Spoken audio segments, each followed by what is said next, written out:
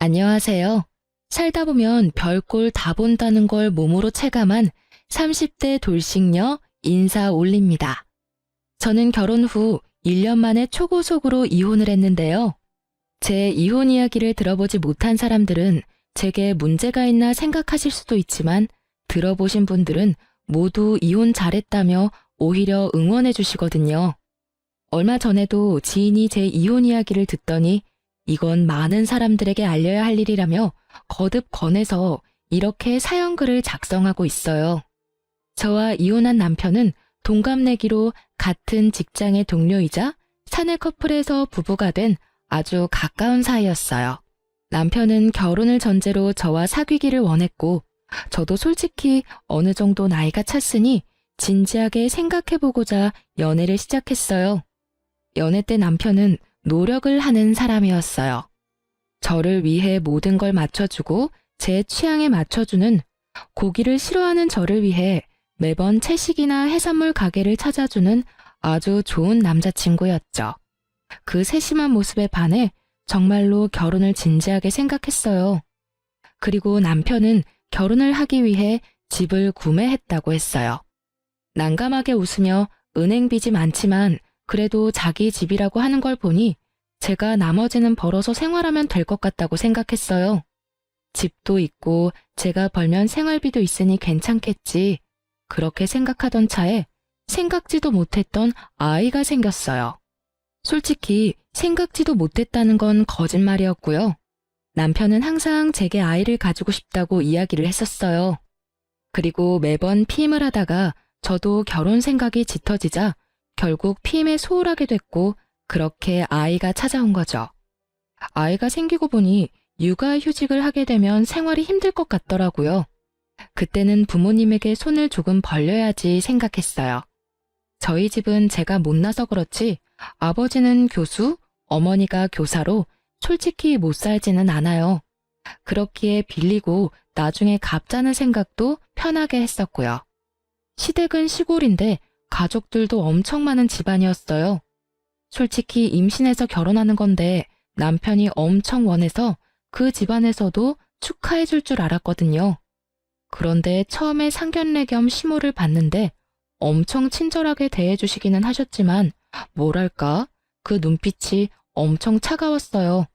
그렇지만 본래 그런 인상일지도 모른다고 편하게 생각했어요.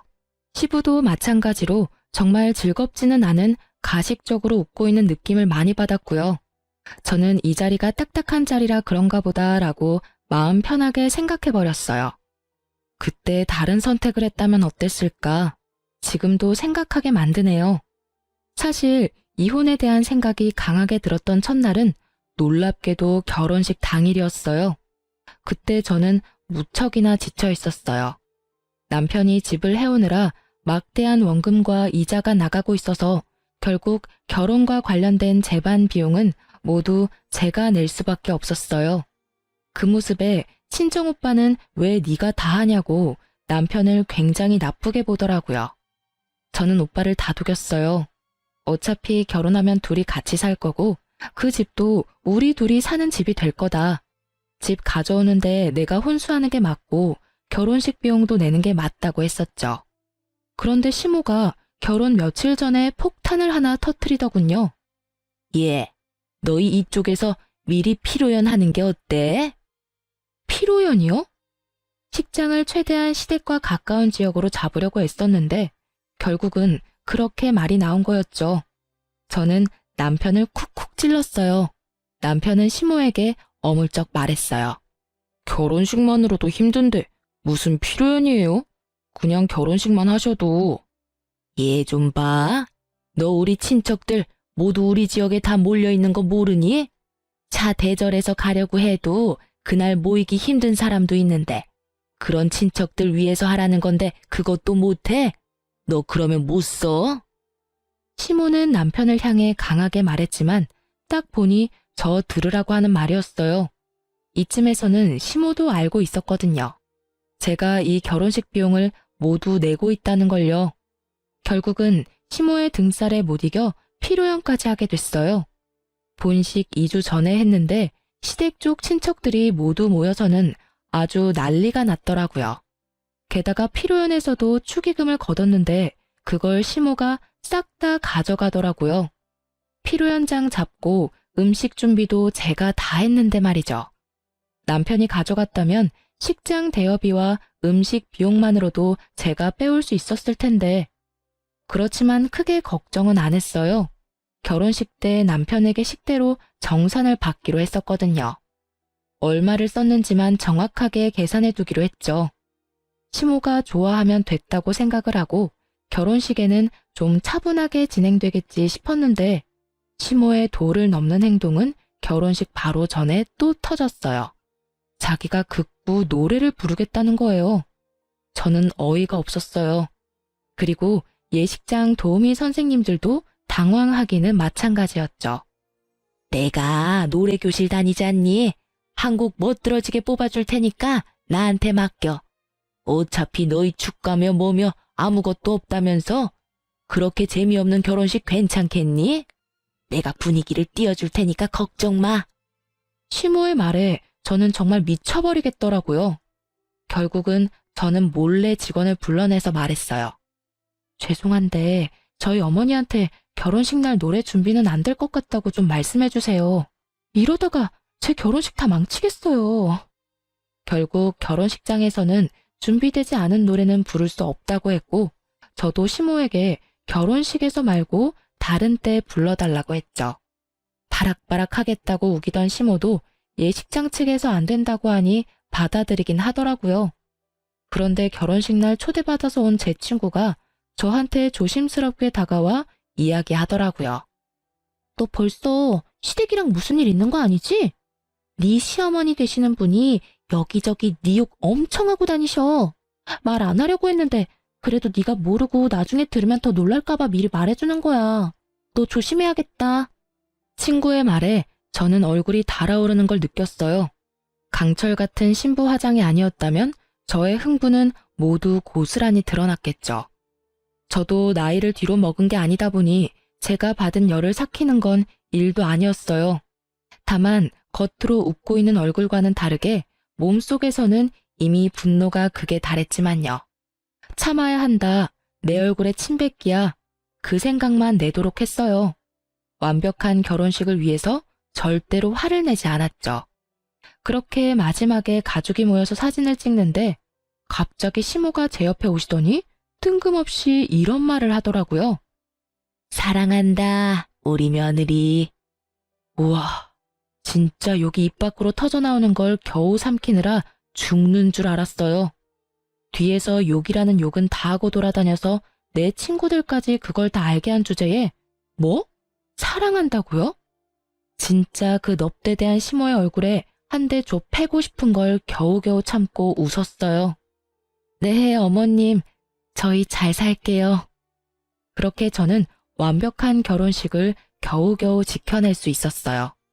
남은 건 너덜너덜해진 제 멘탈뿐이었지만요. 그리고 시모는 그 멘탈마저 마지막에 탈탈 털어가시더군요. 제가 결혼식 비용을 다 냈잖아요. 그리고 혼수의 예단비까지 싹 다 해서 몇 천만 원이 들어서 남편에게 미리 이야기해놨었거든요. 피로연 할 필요 없었는데 어머님이 원해서 한 거니까 그 비용은 반반씩 부담하자고 했죠. 솔직히 돈은 제가 다 냈는데 들어온 축의금은 시댁에서 다 가져갔으니 저도 남는 게 있어야 나머지 결혼식을 제대로 치를 수 있잖아요. 그때 남편은 알겠다고 확실하게 말해줬어요.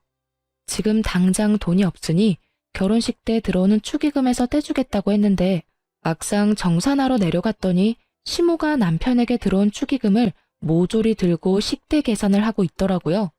저는 남편에게 가서 물었어요. 저번에 필요연할 때 쓴 돈 따로 빼놨어? 그게... 왜?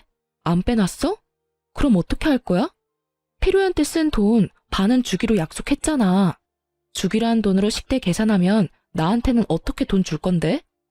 조용히 좀 해. 너도 어차피 축의금 들어온 거 있잖아. 그 금액도 다 남을 건데 그걸로 우선 쓰면 되지. 너 식대가 다 내 돈인 줄 아니?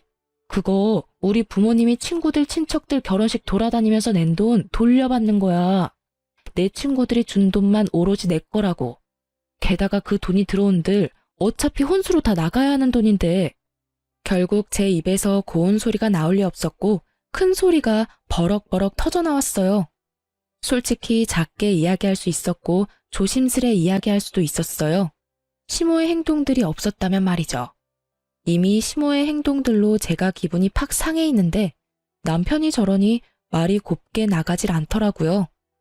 예, 너는 이제 막 결혼한 애가 남편을 잡어? 아니, 남자가 집을 다 해오면 네가 자질구레한 건 내야지. 넌 기생충 마냥 남자한테 빌부터 살려고 벌써부터 그러는 거야? 기생충요? 누가 기생충인데요? 어머님, 집을 가져오면 뭐해요? 다 대출이라 원금 이자만 월급만큼 나가는데. 그러면 어차피 제 월급으로 생활해야 하는 거 모르셨어요?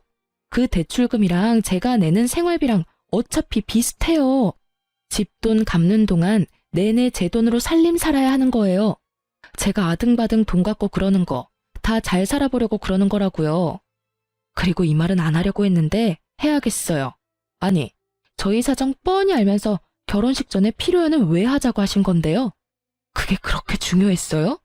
그리고 필요연 할 때 식대며 예식장 비용이며 제가 다 냈는데 어머님이 축의금 들어온 거 다 가져가셨잖아요. 적어도 필요연 하자고 먼저 이야기하셨으면 비용 정도는 알아서 주시는 게 맞지 않나요? 아들이 돈 한 푼 없이 결혼식 하는데. 결국 참다 못한 저는 터져버렸고 남편은 한숨을 푹 쉬더군요. 그것도 웃겼어요. 한숨을 지가 왜 쉬어요? 내가 했으면 했지.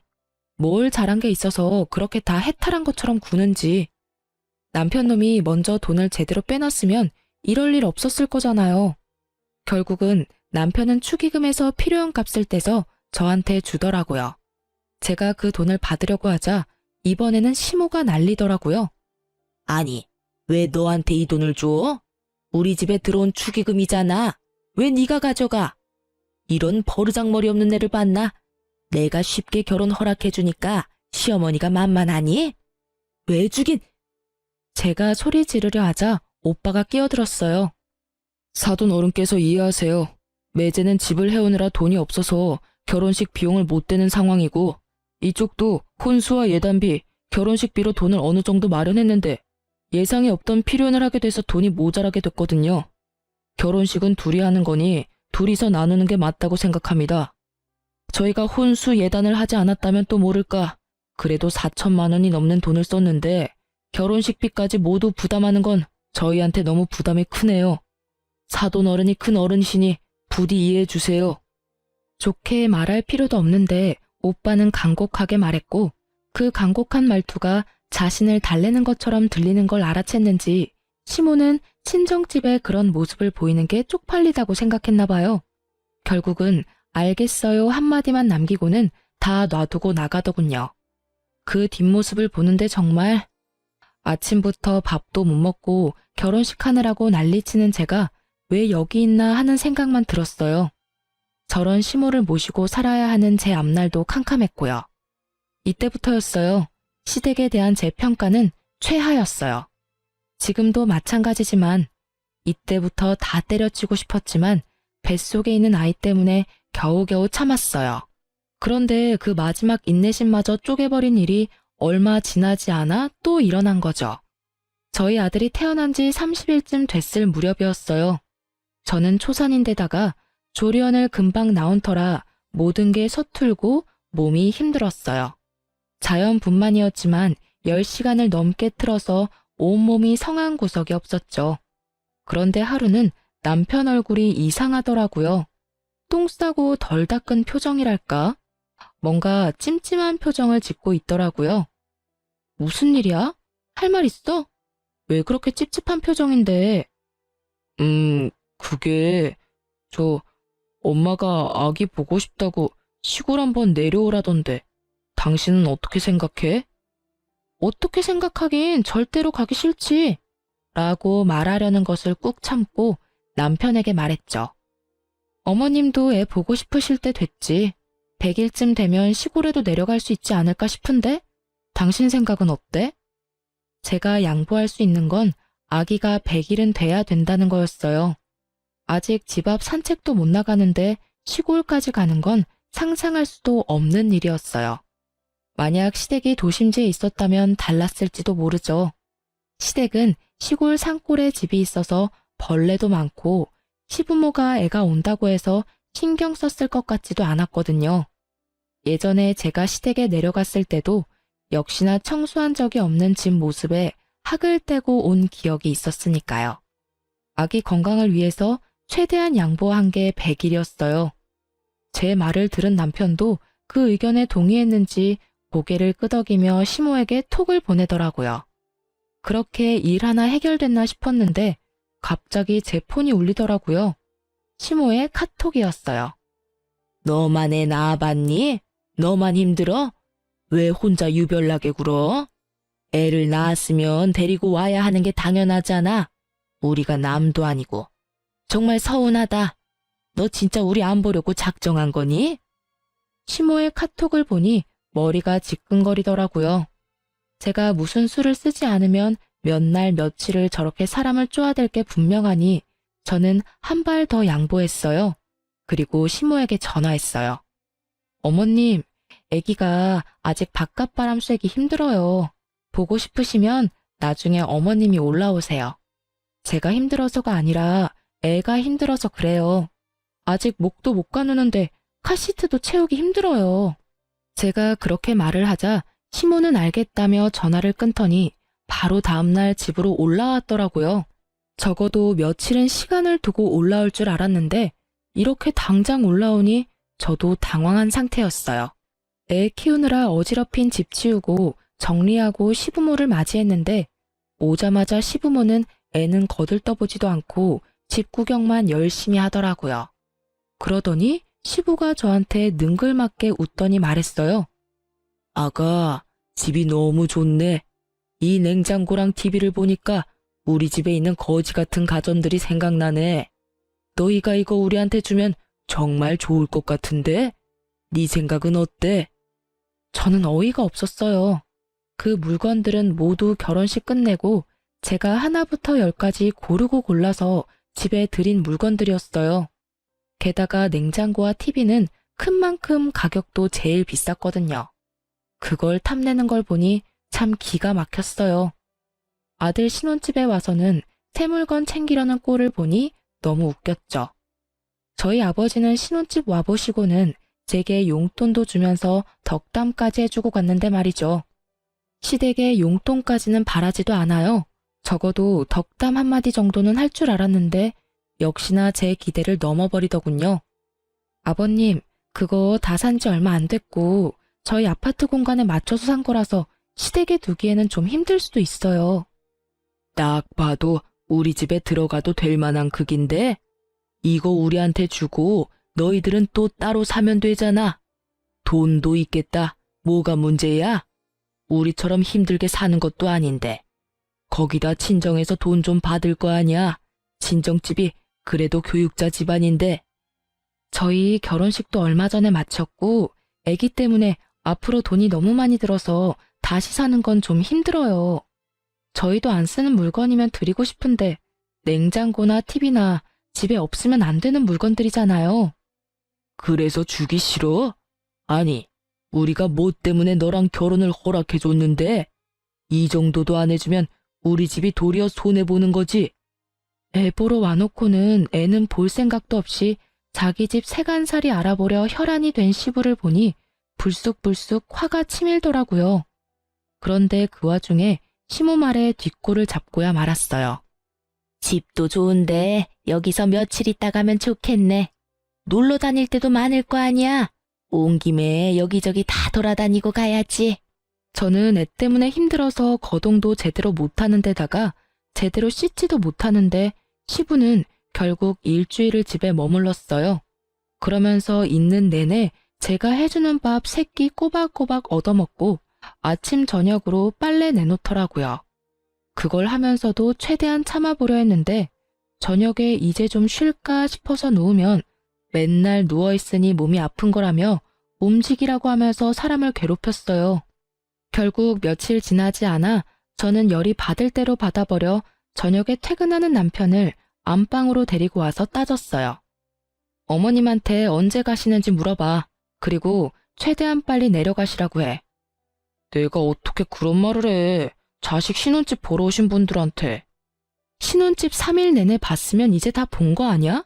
볼거리가 아직도 남았어? 그리고 당신 어머님 계시니까 계속 늦게 오잖아. 당신도 어머님 아버님이랑 같이 있는 거 힘들어하면서 왜 나한테 다 떠넘기는 건데? 나는 애까지 봐야 하는데 힘들어 죽겠다고. 이러다 진짜 내가 죽게 생겼다니까? 그렇다고 내가 어떻게 가시라고 말을 해. 나도 아들인데. 그리고 당신도 너무해.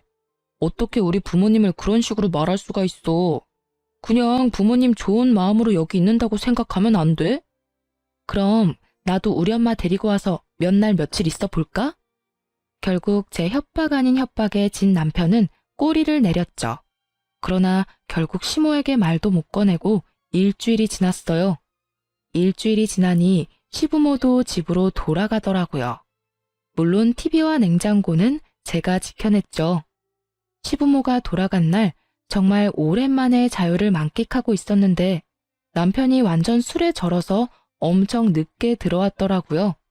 솔직히 여태껏 우유부단하게 행동한 게 꼴보기 싫어서 남편을 옮겨주지 않으려고 했는데 그래도 감기 걸리면 애만 힘들겠다 싶어 남편을 안으로 들이려고 했어요. 그때 남편 옷에서 폰이 툭 떨어지더라고요. 폰은 얼마 전까지 대화를 했는지 카톡 화면이 떠 있었어요. 그런데 그 카톡을 보고 저는 눈이 뒤집어져 버릴 만큼 열이 받았어요. 카톡은 남편과 시모의 대화 내용이었는데 그걸 본 저는 속이 뒤틀리는 감각을 느껴야 했어요. 예, 너 결혼 잘못했어. 좋은 집에서 곱게 자라서 그런지 시모할 길을 개똥으로 알잖니. 꼴랑 TV랑 냉장고 때문에 정색하면서 눈 동그랗게 뜨고 따박따박 말대꾸 하는 거 봤지? 정말 결혼을 시켜줬더니 아주 시댁을 잡아먹으려고 들어. 네 아버지가 이번 기회에 가전 새로 바꾸나 싶었는데 좋다 말았지 뭐니? 시모의 열받은 음성이 여기까지 들리는 것처럼 생생해서 더 빡치더라고요. 그런데 남편의 반응이 저는 더 열받았어요. 저는 제 편을 들어주거나 그런 거 아니라고 중재를 해줄 거라고 생각하고 있었거든요. 그런데 그게 아니더라고요. 와이프가 그런 면이 있지. 그래도 엄마가 좀 참아. 지랄 같은 성격 나도 참고 잘 살고 있잖아. 그래도 처갓집에 돈이 좀 있으니까 우리한테 무슨 일 생기면 돈 빌리기도 쉬워. 말만 하면 척척 돈 내주니까. 남편놈은 우리 집을 아주 편리한 보험 정도로 보고 있더라고요. 그리고 냉장고랑 TV는 상황 봐서 내가 사줄게. 나 몰래 꽁쳐놓은 돈 좀 있어. 이 남자가 나를 사랑해서 결혼한 줄 알았더니 우리 집 돈 보고 결혼한 거였더라고요. 이럴 거면 우리 아버지랑 결혼하지 그랬냐는 생각이 들 정도였거든요. 제가 무슨 일이 있으면 친정에 전화하니 아주 우리 집을 자기 돈줄로 아는 모양이었어요. 게다가 정말 괘씸한 건 아기 분유 기저귀 한 번을 사다 준 적 없고 그럴 때마다 자기 아파트 대출금 때문에 돈 없다 하더니 시부모 냉장고 TV 사줄 돈은 언제 꽁쳐놓은 건지. 그런데 밑으로 이어진 대화를 볼수록 더 기가 찼죠. 예, 너 이혼할 거면 애는 그냥 줘버려. 혹 달고 있으면 너만 손해야. 혹시 양육비 뭐 그런 이야기 나오면 소송해서 절대 주지 말고. 애 새끼도 누구 새끼인지 모르겠지만 분명히 다른 남자 있을 거야. 절대로 넘어가면 안 돼. 우리 애를 혹이라고 말하는 게 진짜 할머니가 맞을까요? 저는 제 눈을 의심해야 했어요. 이 사람들은 무슨 생각으로 제게 다른 남자가 있다고 이렇게 당당하게 말하는 걸까요? 그런 시모의 문자에 대한 남편의 답은 심플했어요. 안 넘어가. 그래서 애 키울 때 한 푼도 안 내잖아. 시모의 미친 소리에 미친 답변을 건넨 남편놈을 보니 정말 모든 걸 뒤집어 엎어버리고 싶더라고요. 이 새끼는 뭔데 내 자식을 본인 자식이 아니라고 하는 걸까? 그러면 왜 지 자식도 아니라고 생각하면서 같이 살까? 의문만 가득했지만 이제 다 필요 없었어요. 알아보고 싶은 마음 요만큼도 없었고 그냥 이혼만 생각하게 됐죠. 그러고 보니 생각이 났죠. 남편놈이 곧 워크숍을 떠난다는 걸요. 바로 3주 뒤였어요. 1박 2일로 가는 거라 미리 저한테 이야기를 했었거든요. 저는 그때가 좋다고 생각했어요. 제가 생각한 일을 행하기에 딱 좋은 날이라고요. 남편 워크숍 당일에 저는 미리 예약해뒀던 이삿짐 센터를 불렀어요. 그리고는 제가 산 가구며 가전들을 모두 친정집으로 옮겨버렸어요. 친정에는 미리 이야기를 해놓은 상태였거든요. 처음에 이혼 결심하고 부모님에게 가서 이야기했을 때 부모님 기분도 무척 안 좋으셨어요. 두 분 다 교육자라 그러신지 제게 결혼은 가문의 결합이며 뭐 이런 말들을 운운하며 저를 답답하게 만들더라고요. 그래서 결국은 시모와 남편의 행동에 대해 이야기해버렸죠. 이중인격처럼 앞에서는 쳐웃고 뒤에서는 욕하는 시모와 그런 시모에게 자기도 지랄 같은 내 성격 참아주며 산다는 남편의 말을 두 분에게 들려드렸더니 두 분 다 열이 받으셨죠. 특히 아버지는 얼마나 화를 내시는지. 그러지 않아도 내가 너 결혼식 때 너무 이상했어. 아들이 집 사온다고 어떻게 모든 걸 너한테 다 맡길 수가 있어? 결혼식 비용은 둘이서 부담하는 게 맞는 거지. 게다가 너한테 화내는 것도 그렇고.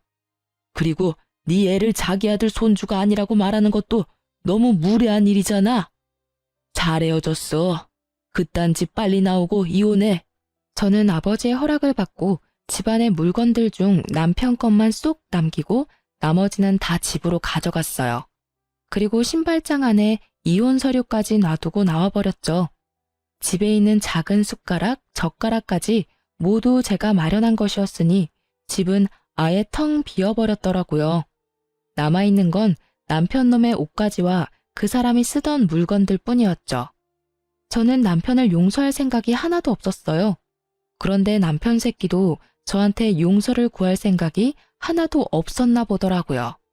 저한테 만나자고 해서 나갔더니 도리어 저한테 화를 내더라고요. 너 미쳤어? 집에 있는 짐 다 어디 갔어? 집에 있던 가구며 가전 다 어디로 빼돌렸냐고. 내가 내 돈 주고 산 거 내가 가져왔을 뿐인데 뭐가 그렇게 화가 났어? 그게 네 거야? 네 돈 주고 샀니? 누가 보면 네가 산 것처럼 보이겠다. 그치? 정말 뻔뻔하네. 너도 그렇고 어머님도 그렇고. 뒤에서 남의 욕할 때는 언제고 이제 와서 짐을 왜 뺐냐고? 지랄 같은 성격 맞춰주고 살 필요가 뭐가 있어. 그냥 너 살고 싶은 대로 살아. 네가 대출로 산 아파트에서 아무것도 없이. 나는 그런 소리 듣고도 태어날 두꺼운 낯짝 같은 거 없으니까. 무슨 소리 하는 건데? 내가 언제 욕을 했다고 그래? 카톡에서 어머님이랑 대화한 거 다 봤거든? 사진도 찍어놨어. 술 마시고 톡 보낼 거면 관리를 잘했어야지. 하긴 네가 네 폰 간수를 못한 탓에 나도 그 진실을 알았지만 나는 시댁이든 너든 떠받들고 살 마음이 아예 싹 사라져버렸거든? 그러니까 이 김에 이혼하자는 거야. 왜 짐 뺐냐고 물으러 온 거 보니 신발장은 안 봤나 보네? 거기 이혼 서류 있으니까 작성해서 내줘. 내가 써야 하는 건 다 썼으니까. 그제서야 남편 얼굴이 아차 싶더라고요. 그런 말을 한 게 사실이었으니 자기도 발뺌은 더 못할 거고 이제 무슨 헛소리를 짓거리려나 싶었는데 역시나 정신 나간 소리를 멀쩡한 얼굴로 짓거리더라고요. 우리가 받들고 살라고 한 적 없잖아. 솔직히 그런 말 한 거는 사실이지만 그렇다고 해서 짐을 이렇게 다 빼버리는 건 너무하지. 적어도 이혼을 하려면 이야기를 하고 의논을 해야 하는 게 정상 아니야? 그리고 시부모한테 그 정도도 못 해줘? 어머니랑 아버지가 뭘 그렇게 바랬는데? 그래, 욕 좀 했어. 그치만 그건 너한테도 문제가 있는 거니까 어쩔 수 없잖아. 짐을 뺀 건 내가 너희 집에 보낸 예단비가 아까워서 뺀 거야. 그러니까 네가 이해해. 그리고 내가 무슨 문제가 있어? 나 결혼식에서 너희 엄마 진상짓 했을 때도 참고 웃어줬어. 너희 아빠 우리 집에 와서 가전 가져가고 싶다고 했을 때도 웃으면서 넘겼어. 웃음 따위 전혀 나오지 않았지만 말이지. 근데 너랑 너희 부모님이 나한테 어떻게 했어? 아주 셋이서 나 하나를 분석을 자세하게도 했더라. 그리고 너는 네 새끼가 누구 애 새끼인지 몰라서 시모가 그런 말 했을 때 애 키울 때 한 푼도 안 낸다고 당당하게 이야기했어? 이 미친 새끼야. 틀린 말이 아니잖아. 너 당당하게 그 애가 내 애라고 말할 수 있어? 너 나 몰래 바람 피우고 애 만든 거잖아. 내가 애 갖고 싶다고 하니까. 저는 어이없는 얼굴로 남편 새끼를 쳐다봤어요.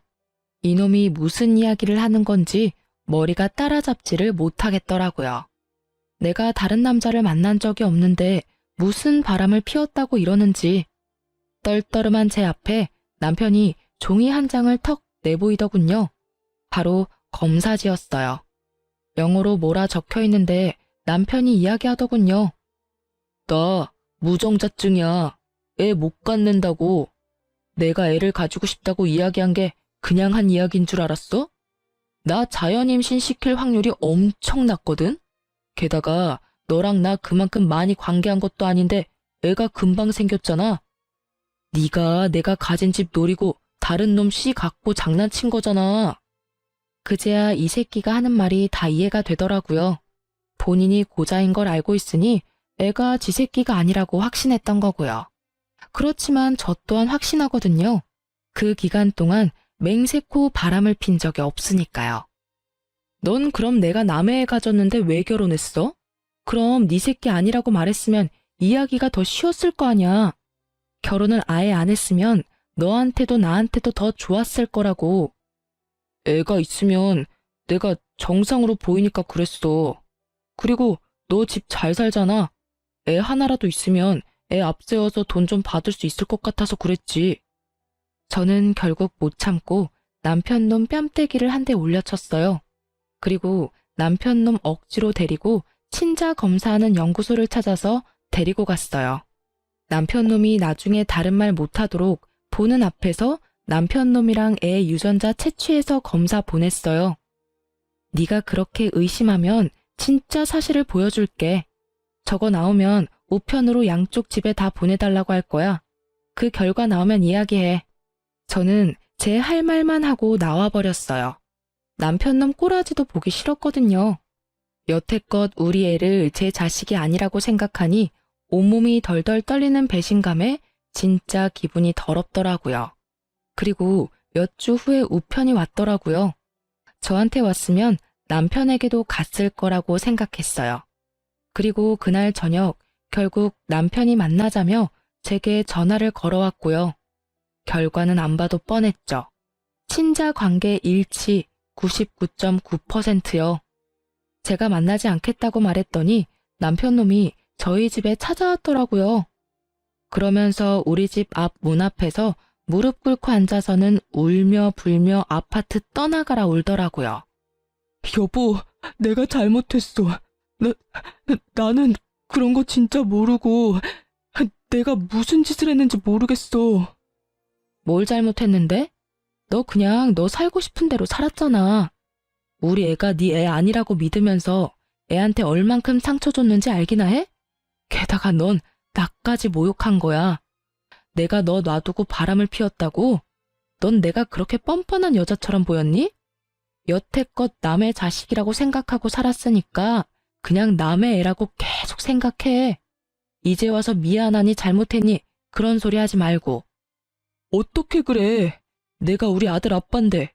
평생 나한테 없을 줄 알았던 내 자식인데 내 아이잖아. 아니?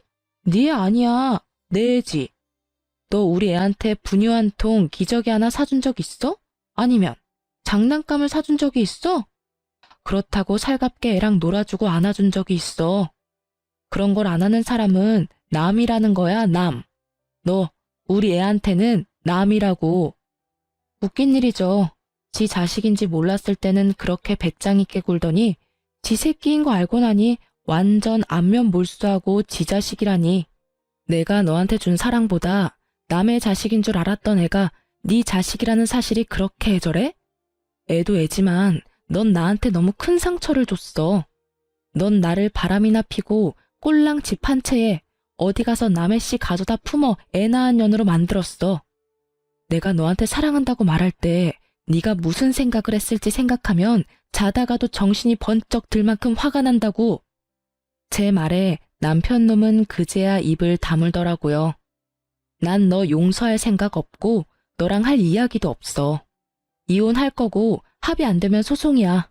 나는 네가 어떤 의도로 나하고 결혼을 했는지 이 애가 네 애가 아니라고 생각하는 것도 다 녹음했고 사진 찍어놨어.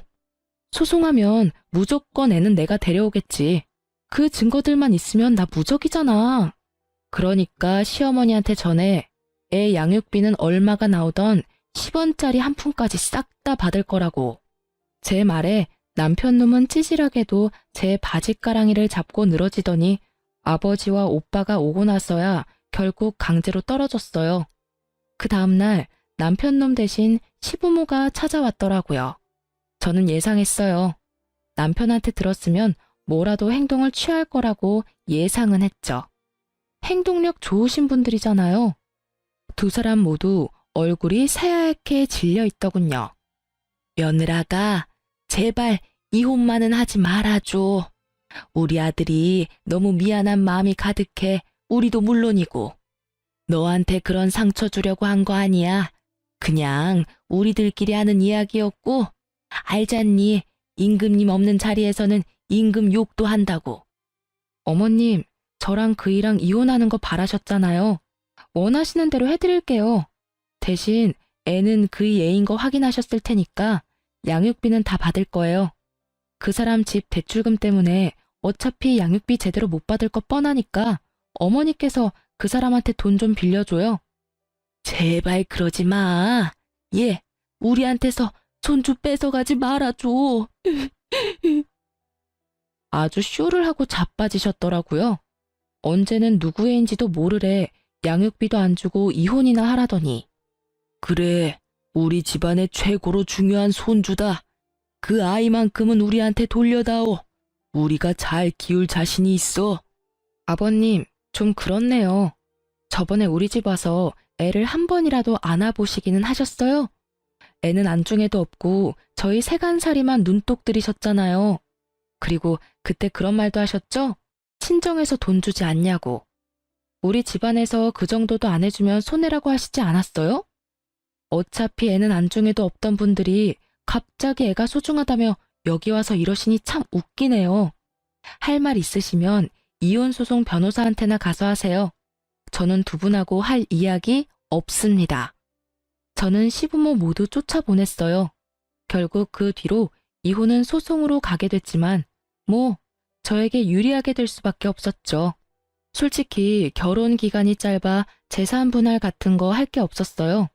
다만 위자료는 제가 조금 받아올 수 있었고 아이 친권과 양육권도 제가 가져왔죠. 남편은 제게 양육비를 꼬박꼬박 내야 했어요. 그리고 이혼 3년쯤 뒤에 저는 재혼을 하게 됐어요. 그런데 재혼을 한다고 친구들에게 연락을 했던 게 전 남편에게까지 흘러갔는지 저한테 전화가 와서는 결혼하는 건 너무하지 않냐며 난리를 피우더라고요. 당신 나랑 재결합할 생각으로 여태껏 혼자였던 거 아니야? 어떻게 재혼을 해? 내 아이를 데리고. 재결합은 무슨? 어디서 얼빠진 소리를 해? 네 착각이야. 난 지금 이 사람 놓치기 너무 싫고 너랑은 정반대로 나랑 제 자식도 아닌 애를 사랑해줘서 결혼하려는 거야. 너는 네가 지금 애를 가질 수 없다는 생각 때문에 나하고 아이한테 매달리는 것 같은데 내가 기적처럼 애 가진 것처럼 다른 여자에게도 기적이 일어날 수도 있잖아. 그러니까 열심히 너도 재혼이나 해. 나한테 전화해서 뻘짓하지 말고. 그렇게 전화를 끊었는데 몇 달 후 직장 동료가 연락이 왔더라고요. 언니, 그거 알아요? 언니 전 남편 사기당했어요. 응? 무슨 사기? 세상에 어떤 여자가 자기가 애 가졌다면서 결국 결혼까지 할 것처럼 했거든요? 진짜 저희한테 청첩장까지 돌리고 막 그랬는데. 알고 보니까 결혼하기 전에 이 명목 저 명목으로 언니 전 남편 돈 다 받고는 글쎄 그 아파트 담보로 돈까지 빌려서 날랐다고 하더라고요. 그래서 한동안 그분 얼굴이 완전 죽상이었죠. 뭐? 여자가 애를 가졌는데 왜 여자가 도망가? 알고 보니까 임신 자체가 거짓말이었대요. 그 여자가 갔던 산부인과에 찾아갔다는데 그런 여자도 없고 애도 없고 아예 진료 기록 자체가 없었대요. 결국은 재혼도 물 건너가고 아파트 살 때 빌린 은행 빚에 담보대출까지 갚아야 해서 헉헉대시더라고요. 뭐 얼마 전에 보니까 새벽에 배송 알바 하시는 것 같던데? 여자가 완전히 계획하고 접근했나 보네. 그러게 사람을 잘 만났어야지. 애가 졌다는 이야기에 아주 혹해가지고는. 저번에 나 애가 졌다고 했을 때처럼 남의 남자애는 아닌지 의심이라도 하든지 안 하고. 근데 그 집의 비극이 거기서 끝이 아닌 거죠? 뭐가 더 남았어? 그 여자가 뱃속에 애를 들먹이면서 그 댁 부모님한테도 돈을 엄청 빌려갔대요. 그것 때문에 큰돈 잃어서 두 분 다 그 여자 잡으러 동분서주 돌아다니시다가 결국에는 없던 병까지 얻어서 병원 신세 지고 있다고 하던데요. 정말 상상을 뛰어넘네. 그러게요. 지금 생각해도 잘 빠져나오셨어요, 언니. 그런 집안에 있었으면 얼마나 고생했을지 안 봐도 훤하네요. 직장 동료의 전화를 끊고 참 많은 생각이 들었어요. 저에게는 그렇게 날카로웠던 의심의 칼날이 그 사기꾼 여자한테는 들지 않았다는 게 참 웃겼어요. 결국 제 진짜 핏줄은 품어보지도 못하고 잃게 생겼고 제 혼은 막판에 엎어져 막대한 빚만 졌으니 말이죠. 그걸 보니 제가 빠져나온 게 참 잘 됐다는 생각이 들긴 해요. 저는 지금 재혼을 해서 잘 살고 있거든요. 지금 시댁은 저한테 너무 잘해주셔요. 솔직히 이혼 후에 저는 시댁이라면 몸서리를 치는 바람에 엄청 예민하게 반응할 정도였거든요. 그런 제 모습도 그러려니 하고 넘기고 절대로 남 싫은 소리를 안 하시는 게 저희 시댁이에요. 처음에는 이 집안도 옛날 시댁처럼 똑같이 굴면 어쩌나 싶었는데 그런 분이 전혀 아니셨더라고요. 오히려 시댁과는 먼 게 좋다면서 멀리하니 서운한 기분에 제가 더 가까이 다가가게 됐거든요. 그리고 항상 칭찬을 해주니 마음이 더 가거든요. 제 아들도 본인 손주처럼 따뜻하게 대해주시고 말이죠. 그분들을 보면서 저도 그런 어른으로 늙어가고 싶다는 생각을 할 정도였으니까요. 제가 얼마나 존경하고 있는지 아시겠죠? 전 남편과 전 시댁의 어른들에게 단 한 번을 안겨보지 못한 제 아들에게 이렇게 좋은 가족을 만들어줄 수 있다는 게 너무나 다행스러운 일이라고 생각해요. 아이는 커가면서 제 양부를 닮아가고 있어요. 전 남편은 제가 마지막에 한 말 때문이라도 아이를 만나러 오는 일은 없었어요. 제가 그랬거든요. 네가 조금의 양심이라도 있으면 애한테 아빠 행세할 생각하지 마. 그 말을 듣고 본인도 느낀 게 많았는지 더 이상은 아이를 귀찮게 하지 않았어요. 친부니까 만나게 해줘야 한다는 생각을 하는 사람도 있겠지만 저는 전 남편을 죽을 때까지 용서할 생각이 없거든요. 저는 제 아이에게 온전한 사랑을 주는 사람을 아빠로 만들어주고 싶으니까요. 이렇게 글을 쓰고 보니 정말 폭풍과도 같은 이혼이었네요. 제 이야기 들으시면서 어떠셨나요? 가끔은 저도 결혼 1년 만에 이혼한 제가 다른 사람 눈에 어떻게 비칠지 의식해요. 그래서 이렇게 글을 쓰는 거고요. 저처럼 이런 사연을 가진 사람도 있다는 걸 알아주셨으면 해요. 이혼은 많이 참았다고 또 참지 못했다고 해도 되고 하면 안 되는 그런 게 아니잖아요. 누구든 그 상황이었다면 당장 탈출하고 싶었을 테니까요. 글을 쓰고 나니 좀 후련해졌어요. 앞으로는 밝은 미래만 바라며 살 거예요. 사연 들어줘서 고맙습니다.